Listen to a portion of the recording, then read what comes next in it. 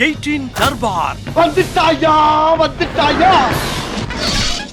ஆஹா, ரொம்ப நாளாக யோசிச்சுட்டு இருந்த நம்ம கடை ஓப்பன் ஆயாச்சு. சரசரமா தொங்குற நம்ம சீன் மாதிரி தொங்குற சிப்ஸ் இருக்கு, அதுக்கப்புறமேட்டு உஷாரா இருக்க வேண்டிய கல்லாப்பட்டி இருக்கு, அதுக்கப்புறம் பார்த்தீங்க அப்படின்னா ட்ரெண்டுங்கிற மாதிரி ஏகப்பட்ட ஐட்டங்கள் நம்மகிட்ட இருக்கு. ஒவ்வொன்றா எடுத்து உங்ககிட்ட கொடுத்துக்கிட்டே இருப்பான். வாங்க நம்ம தர்பாருக்குள்ள போவோம். பவுன்ஸ் பண்ணி அவங்க புடவையை பிடிச்சி இழுத்துக்கொண்டு கலாட்டா பண்ணி இப்போ என் கிட்ட வந்தாங்க, அப்ரோச் பண்ணாங்க. அசிஸ்டன்ட் எங்கள் 2 பேருக்காக இஸ் ரிவார்ட்டிங். அவனை போட்டு அடின்னு அடிக்கிறாங்க. ஒருத்தன் கட்டி பிடிச்சான், கையை கடிச்சு விட்டுட்டு ஐரான். நான் பேர் சொல்ல முடியாது, பேர் சொல்ல மாட்டேன். நான் மன்னர் இப்படி படுத்துக்கிட்டு துப்புனா என் மூஞ்சில தான் விழும். அதை நான் விரும்பல. கொள்ளையர்கள் பொன்முடி ஆல்ரெடி ஊழல் வழக்கில் இருக்கிற மனுஷன், மந்திரியா இருக்கிறதுக்கு அருகதை இல்லாத. முரண்பாடு என்பது முரண்பாடு கருத்துடையவர்கள் சொல்லுகின்ற முரண்பாடுகள். எப்பொழுதுமே எதை செய்தாலும் குறை சொல்லுகின்றவர்கள் அவர்கள் சொல்லிக்கொண்டே தான் இருப்பார்கள்.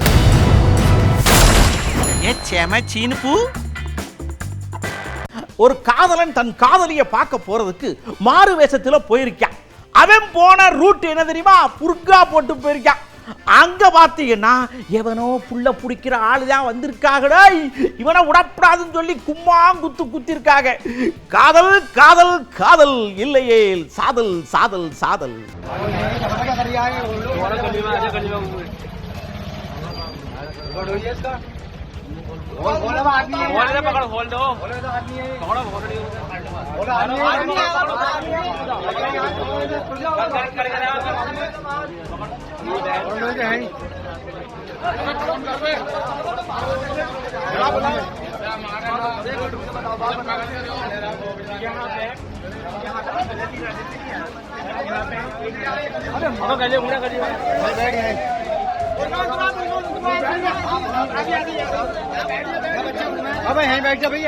ஒரு பொண்ணு ஒரு பையனும் காதலிக்கிறாங்க. 2 பேரும் வெவ்வேறு சமூகத்தை சேர்ந்தவங்க.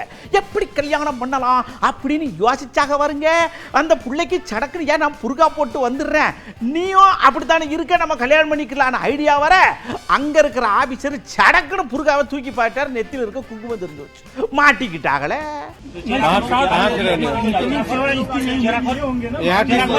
किस ले आए हो?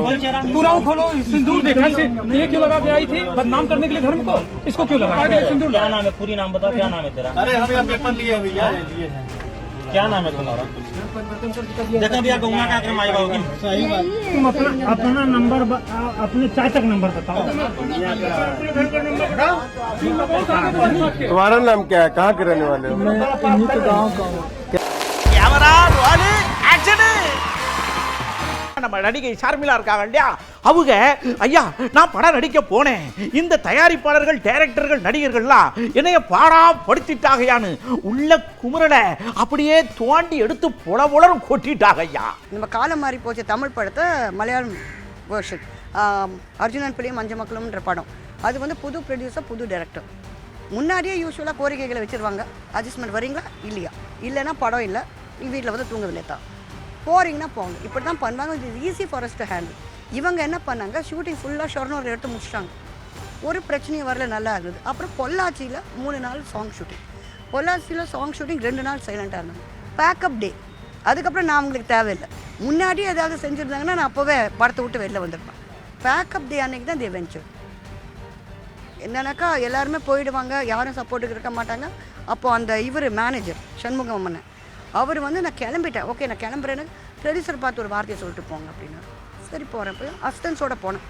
அசிஸ்டன்ஸ்லாம் எதுக்கு, அவங்க கீழே இருக்கட்டுமே, பேக்லாம் இங்கே இருக்கு, என்ன எல்லாம் தூக்கிட்டு வாங்க, அப்படியே பார்த்துட்டு போய் கிளம்ப வேண்டியதானே, எதுக்கு நீங்கள்? அங்கே போய் பார்த்தா தான் தெரியும் எல்லாமே ஹேவிங் ட்ரிங்க்ஸ் குடிச்சிட்டு உட்காந்துருந்தாங்க. So there waiting for me to come. And இவங்க வந்ததில் அவங்களுக்கு ஒன்று வாங்கினா ஒன்று இலவசம் மாதிரி அசிஸ்டன்ட் லேடி அசிஸ்டண்ட்டும் கிடச்சிட்டாங்க. ஸோ அதனால இவங்களுக்கு என்ன பவுன்ஸ் பண்ணி அவங்க புடவையை பிடிச்சி இழுத்துக்கொண்டு கலாட்டா பண்ணி இப்போ என் கிட்ட வந்தாங்க, அப்ரோச் பண்ணாங்க. அசிஸ்டன்ட் எங்கள் 2 பேருக்காக இஸ் ரிவார்ட்டிங். அவனை போட்டு அடின்னு அடிக்கிறாங்க.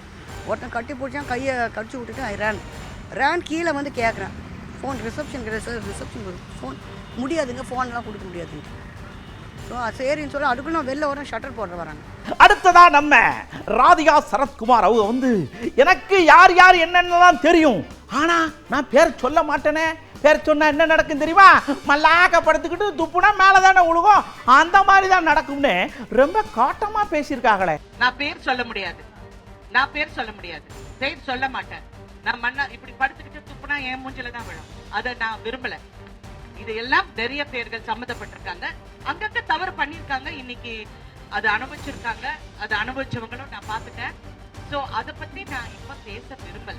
ஏன்னா அந்த இடத்துல நான் எப்படி ஹேண்டில் பண்ணுமோ நான் ஹேண்டில் பண்ணியிருக்கேன். அந்தந்த இடத்துல அந்தந்த ஹீரோயின்ஸும் அந்தந்த ஆர்டிஸ்டும் எப்படி ஹேண்டில் பண்ணுமோ அவங்க ஹேண்டில் பண்ணியிருக்காங்க.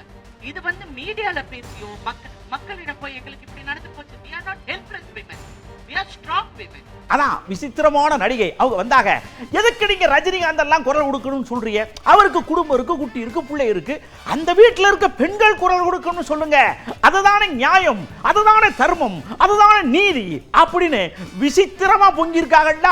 பெண்கள் முன்னுக்கு வரணும், சூப்பர் ஸ்டார் வரக்கூடாது. சூப்பர் ஸ்டார்ட்ட போய் கேட்குறீங்க, சூப்பர் ஸ்டாரோட மனைவி லதா ரஜினிகாந்த் அம்மா சொல்லட்டும், சௌந்தர்யா ரஜினிகாந்த் சொல்லட்டும், ஐஸ்வர்யா ரஜினிகாந்த் முன்னுக்கு வரட்டும், அவங்க சப்போர்ட் பண்ணட்டும். நீங்கள் அவர்கிட்ட போய் கேட்குறீங்க. அவர் பாவம் ரிலீஸ் ஆகணும், படம் ரிலீஸ் ஆகணுன்ற அந்த டென்ஷனில் இருக்கார் இல்லைங்களா? First thing, a woman should stand up for women. Then we will ask men to stand up for ourselves. We will ask for explanation later to men. முதல்ல நம்ம சரியா இருக்கோமா? அட்டாக்க நம்ம இந்து சமய அறநிலையத்துறை அமைச்சர் அவர்கள் தான் ஆரம்பிச்சிருக்காங்க. ஐயா, இந்த வகுத்தறிச்சல் பிடிச்சவங்க ஏதாவது சொல்லிக்கிட்டே இருப்பாங்க. நாம ஒரு விஷயத்தை முன்னெடுத்தோம்னா படார் வந்து ஐயோ அம்மான்னு குமுறுவாங்க. கார் ரேஸை பற்றி தான் குமுறுறாங்க. நல்லா நடந்துச்சுல, அடுத்த வருஷம் வேற மாதிரி பண்ணி விட்டுருவான், வா திறக்க முடியாதே அப்படின்னு சொல்லியிருக்காரு. எந்த ஒரு புதிய திட்டமாக இருந்தாலும் சிறிய சிறிய பிரச்சனைகள் இருக்கத்தான் செய்யும். அந்த சிறிய பிரச்சனைகளை எல்லாம் முழுவதுமாக நிறைவேற்றி இன்றைக்கு உலக அரங்கிலேயே விளையாட்டுத்துறை தமிழகம் தூக்கி பிடித்த வண்ணம் இருக்கின்றது. குறிப்பாக இந்த திட்டத்தை செயல்படுத்துவதற்கு உத்தரவு தந்த மாண்புமிகு தமிழக முதல்வர்களுக்கும் இந்த திட்டத்தை அல்லும் பகலும் பாடுபட்டு வெற்றிகரமாக நிறைவேற்றி இளைஞர்கள் மற்றும் இது போன்ற விளையாட்டில் ஆர்வம் உடையவர்களுக்கு இது ஒரு வரப்பிரசாதமாக கருதப்படுகிறது.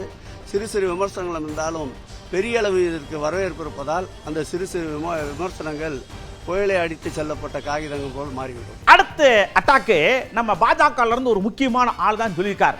தாருங்க, விநாயகர் சதுர்த்தி வரப்போகுது, சிலை இங்க வைக்காத அங்க வைக்காத, எடு வையி செய்யி அது இதுன்னு சொல்லிக்கிட்டு இருந்திய இந்து அமைப்பெல்லாம் கூட்டியாந்து பயங்கரமா போராட்டம் பண்ணி விநாயகருக்கு டப்பு கொடுத்துருவான், பார்த்துக்கிடுங்க, என்ன நினைச்சிட்டு இருக்கீங்க அப்படின்னு கொஞ்சம் காண்டா பேசியிருக்கார். இந்து மதத்தை, சனாதன இந்து தர்மத்தை மலேரியா டெங்கு கொசு மாதிரியா அழிப்பேன்னு சொன்ன இந்து விரோத தீய சக்தி. ஏன்னா உச்ச நீதிமன்றம் தெளிவாக சொல்லி இருக்கு, சனாதன தர்மம்னா அது இந்து மதம் தான். ஆகவே அந்த தீய சக்தி உதயநிதி ஸ்டாலின் இது வந்து ஆன்மீக மாநாடு இல்லை, கரெக்டுங்கிறேன், இந்து விரோத மாநாடு தான் அது. நீங்கள் வந்து முருகனை வச்சு இங்கே தமிழ்நாட்டில் ஏமாற்று அரசியல் பண்ணுறத இந்துக்கள் ஏற்றுக்க மாட்டாங்க. கூலிக்கு ஆள் கொடுத்து ஒரு ஜேசியும் இத்தனை வண்டியில் ஆள் கூட்டின்னு வரணும்னு சொல்லி நடத்தின ஒரு பொலிட்டிக்கல் ஜம்போரி பழனியில், அது ஹிந்து ஆன்மீக மாநாடே இல்லை.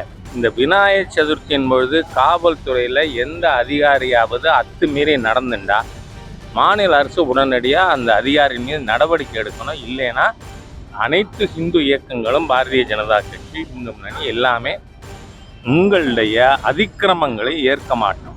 அடுத்ததாக மொழி கொள்கைனா என்ன, அதை பத்தி என்ன தெரியும், இவருக்கு பேசுறதுக்கு என்ன தகுதி இருக்கு அப்படின்னு உயர்கல்வித்துறை அமைச்சரை இந்த ஐயா வெளுத்து வாங்கி அப்படியே துவைச்சு காய போடலாம்னு வீராவசத்தோட பேசியிருக்காரு. ஆமா, மொழி கொள்கை என்ன வேணுங்கிறத படிக்கிற மாணவனும் அவங்க அப்பா அம்மா முடிவு பண்ணணுமா, அல்லது இந்த திரவிடியன் ஸ்டாக் ஊழல் பேர் வழி, அதுவும் கிராவல் கொள்ளையடிச்சதுக்கு கேஸில் இருக்கிற பொன்முடி ஊழல் பேர் வழிகள், ஒரு பாராளுமன்ற உறுப்பினர் 900 கோடி ஃபைன் கட்டணம்னு இது வந்திருக்கு. திராவிடம்னு சொன்னாலே ஊழல் கொள்ளை.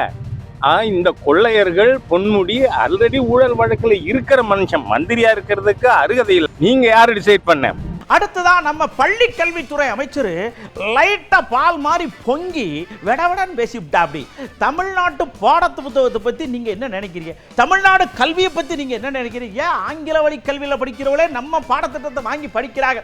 டிஎன்பிஎஸ்சி எக்ஸாம்ல கேள்வி இங்க இருந்து தான் வருதுங்கிறேன் அப்படின்னு நம்ம ஆளுநர் ஐயா சொன்னதுக்கு விடவிடன்னு பேசிட்டாங்கல்ல.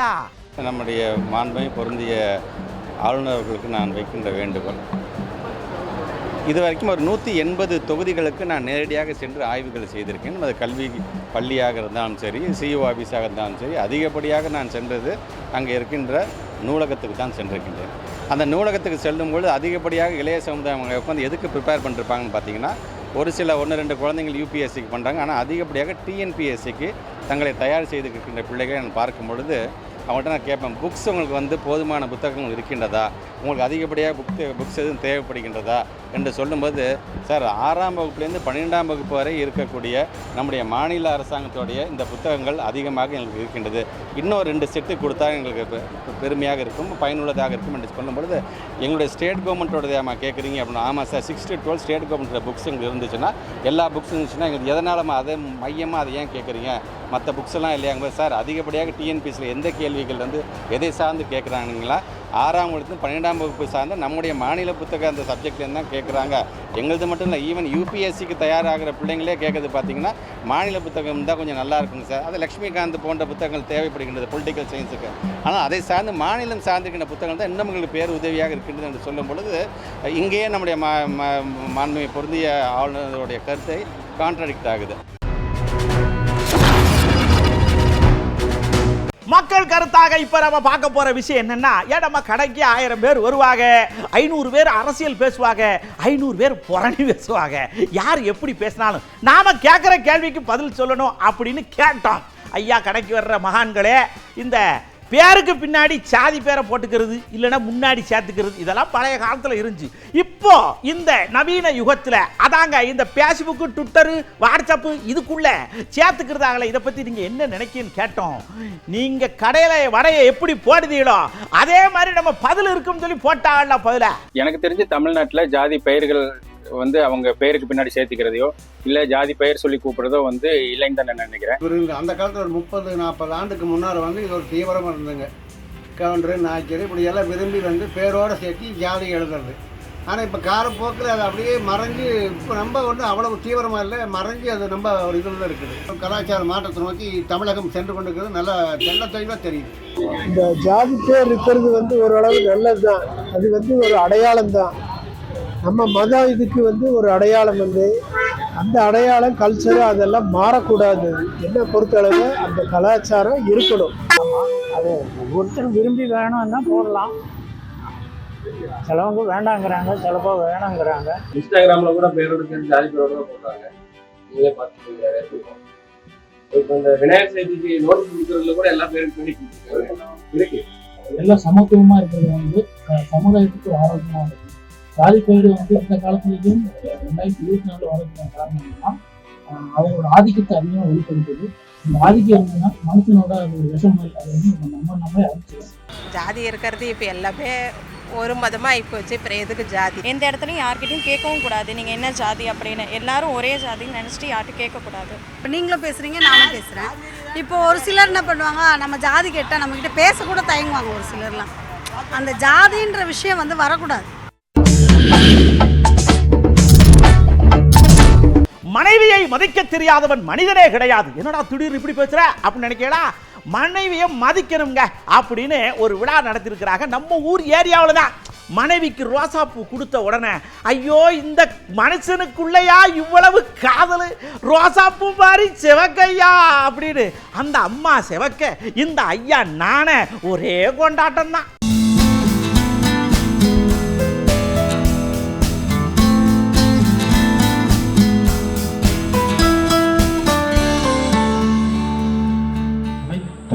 கல்யாணம் முடியும் போது எப்படி இருந்தோமோ அந்த மன உணர்வுல இருக்கிறது. தன்முனைப்பு இன்றி, ஒளிவு மறைவின்றி, உணர்ச்சி நிலையை வென்று மனவளை கலை வாழ்த்துக்களை 16 ஏற்றுக்கொள்ளுங்க. வாழ்க வளமுடன் சொல்லுங்க. வாழ்க வளமுடன், வாழ்க வளமுடன். அடுத்ததாக நாமக்கல்ல ஒரு விழா நடந்திருக்கு. உடம்புல அப்படியே முறுக்க ஏத்திக்கிட்டு, முறுக்கனா வட்ட வட்டமா மாலையா போடுறது இல்ல, அப்படி முறுக்க ஏத்திக்கிட்டு நெஞ்ச வெடச்சுக்கிட்டு விளக்கண்ணைய தேய்ச்சிக்கிட்டு நான் தான் அழகேன் அப்படின்னு காட்டி டிங் டிங் டிங்னு ஆட்டினாங்க பாருங்க. எல்லாரும் மிரண்டாங்க.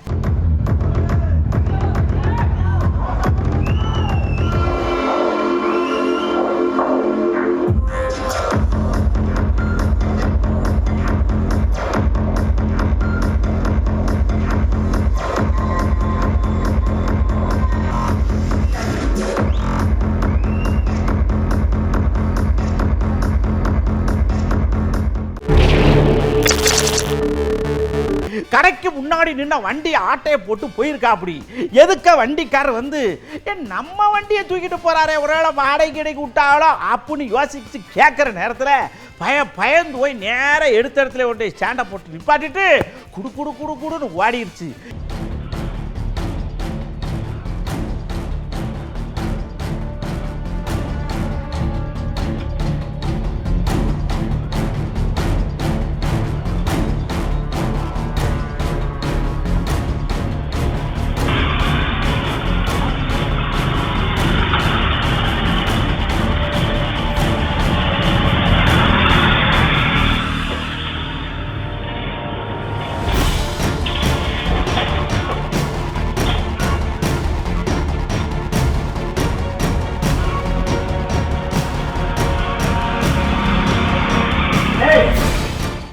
குட்டிகளோட சின்ன பிள்ளைகளோட போயிருக்கார் ஒருத்தர். இந்த சந்துக்குள்ள இருந்து சொங்கின்னு ஜனிய மாதிரி வந்திருக்கான். பிள்ளைய மேலே இடிச்சு விட்டு புள்ள விட்டுக்கலாம் காயம். எப்பா மெயின் ரோட்ல ஏறணும்னா கொஞ்சம் அக்கம் பக்கம் பார்த்து நின்று தான் போகிறது.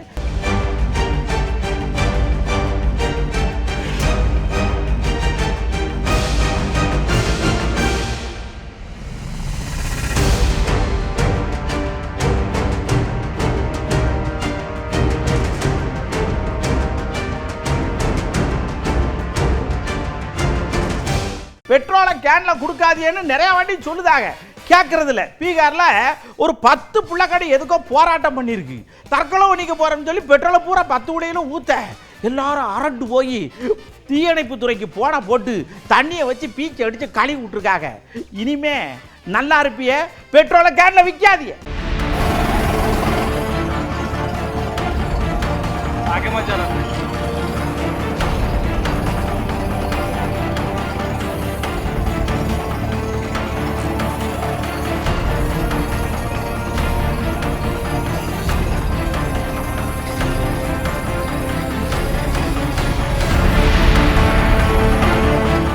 மக்களை நீங்க பார்த்துக்கிட்டு இருக்கிற தர்பார்ல பார்த்த விஷயங்கள் எல்லாமே சூப்பரா இருந்துச்சா? அடுத்து இன்னும் ஏகப்பட்ட விஷயங்கள் நம்மகிட்ட இருக்கு. கடையில் எவ்வளவு பொருள் மொத்தமாக இருக்கோ அது மாதிரி இருக்குல்ல, ஒன்று ஒன்று எடுத்து தருவோம். அதுக்கு முன்னாடி உங்கள்கிட்ட ஒரு முக்கியமான விஷயம் சொல்கிறேன். இந்த பள்ளிக்கூடம் போகிறது, ஆஃபீஸுக்கு போகிறவங்க எல்லாருமே 9 மணிக்கு ஆஃபீஸில் வீட்டிலேருந்து 8:30 மணிக்கு கிளம்பக்கூடாது. 8:30 மணிக்கு பள்ளிக்கூடம்னா வீட்டில் 8:15 கிளம்பக்கூடாது. கொஞ்சம் ஒரு அரை மணி நேரம் 3/4 மணி நேரம் முன்னாடி கிளம்புங்க. சர்ரு புருன்னு வண்டியில் வந்து முன்னாடி இருக்கவனை இடிச்சு, பின்னாடி இருக்கவனை இடிச்சு, சைடில் இருக்கவனை இடிச்சு சண்டையை போட்டு அரை மணி நேரத்தில் வர வேண்டிய ஆஃபீஸை அரை நாள் கழித்து வர்ற மாதிரி ஆக்கி விட்டுருதிய. தப்பு இல்லையா? கொஞ்சம் முன்னாடி போங்களேன், ஒன்றும் பிரச்சனை இல்லைல்ல. சரி, அடுத்த தர்பாரில் உங்களை சந்திக்கிறேன். அது வரைக்கும் உங்கள்கிட்ட இருந்து அன்போடு விடைபெற்றுக் கொள்வது உங்கள் அன்பு நண்பன் எழில். வணக்கம். 18 தர்பார் வந்துட்டாயா.